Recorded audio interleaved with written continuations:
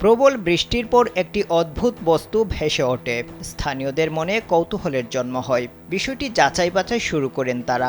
এতে আবিষ্কৃত হয়ে প্রায় ২০০ মিলিয়ন বছরের পুরনো ডাইনোসরের কঙ্কাল। সম্প্রতি ব্রাজিলের প্যালিওন্টোলজিস্টদের একটি দল সাও জোয়াও পুলেন্সিন শহরের কাছে এটি আবিষ্কার করেছে। এ বিষয়ে প্যালিওন্টোলজিস্ট দলের প্রধান রদ্রিগো টেম্প মুলার বলেন, যেখানে জীবাশ্মটি পাওয়া গেছে সেই এলাকা তারা জরিপ করেছেন এবং হাড়গুলি পরীক্ষা করেছেন।